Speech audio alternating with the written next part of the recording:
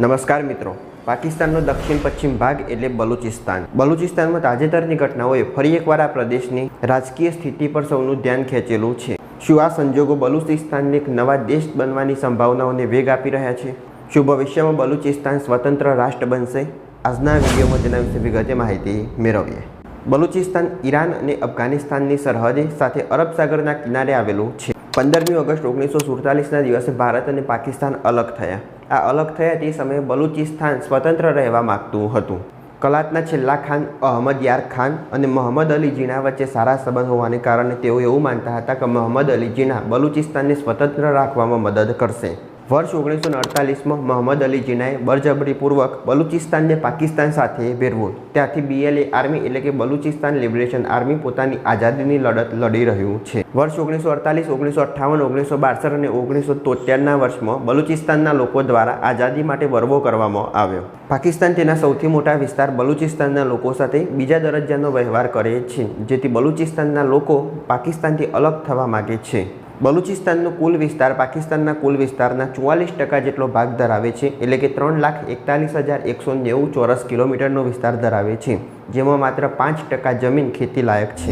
બલુચિસ્તાનની આ જમીન કુદરતી ખનિજ તત્વોનો ભંડાર માનવામાં આવે છે, જેમાંથી ગેસ, તેલ અને કુદરતી ખનિજ તત્વો ખૂબ જ મોટા પ્રમાણમાંથી પ્રાપ્ત થાય છે.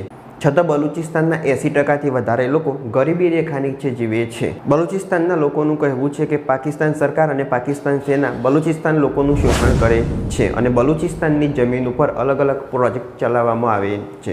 તાજેતરના એક પ્રોજેક્ટની વાત કરીએ તો ચાઇના પાકિસ્તાન કોરિડોર, જેમાંથી પાકિસ્તાનમાંથી એક હાઈવે પસાર કરવામાં આવે છે, જે ડાયરેક્ટ ચાઇનાને અરબ સાગર સાથે જોડે છે. અને આ પ્રોજેક્ટનો વિરોધ કરનારનું અપહરણ કરવામાં આવે છે અને ત્રાસ આપવામાં આવે છે અને છેવટે એની હત્યા કરવામાં આવે છે.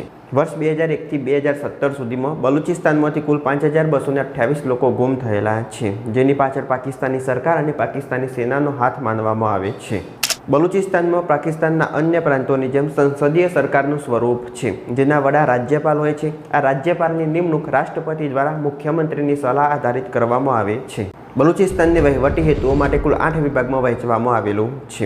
બલુચિસ્તાનની વસ્તીની વાત કરીએ તો 2023ની વસ્તી ગણતરી પ્રમાણે બલુચિસ્તાનમાં કુલ 1,48,94,402 જેટલા લોકો રહેતા હતા, જેમાં 49,133 હિન્દુઓનો સમાવેશ થાય છે. પાકિસ્તાનમાં આવેલ સૌથી મોટા હિન્દુ તીર્થસ્થાનની વાત કરવામાં આવે તો શ્રી હિંગરાજ માતાનું મંદિર આવેલું છે, જે બલુચિસ્તાનમાં સ્થિત છે.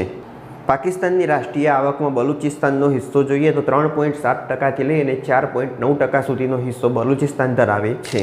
તાજેતરમાં એપ્રિલ 2025માં પાકિસ્તાનના કેટલાક આતંકવાદીઓ દ્વારા જમ્મુ કાશ્મીરના પહલગામ વિસ્તારમાં પ્રવાસીઓ પર હુમલો કરવામાં આવ્યો, જેનો બદલો લેવા ભારત સરકાર દ્વારા ઓપરેશન સિંદૂર લોન્ચ કરવામાં આવ્યું અને પાકિસ્તાનના કેટલાક આતંકી સંગઠનોનો નાશ કરવામાં આવ્યો. જ્યારે ભારતે ઓપરેશન સિંદૂર લોન્ચ કરી અને પાકિસ્તાનના આતંકી ઠેકાના ઉપર હુમલા કર્યા, ત્યારે બલુચિસ્તાને ભારતનો સાથ આપી અને એમને પણ પાકિસ્તાની આર્મી પર હુમલા કર્યા અને બલુચિસ્તાનના લોકો આ ઓપરેશન સિંદૂરથી ખૂબ જ ખુશ હતા.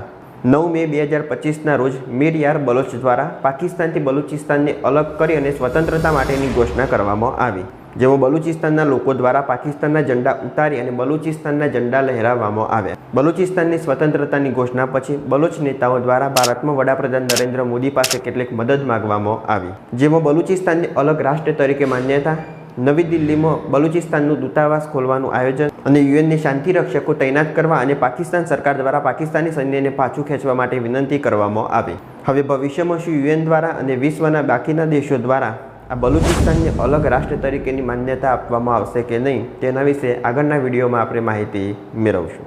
ઓપરેશન સિંદૂર વિશે જો તમે વિગતે ચર્ચા કરવા માગતા હોય તો આઈ બટન પર ક્લિક કરી અને વિડીયો જોઈ શકો. જો આ વિડીયો ગમ્યો હોય તો લાઈક કરો, શેર કરો, ચેનલ સબસ્ક્રાઈબ કરો.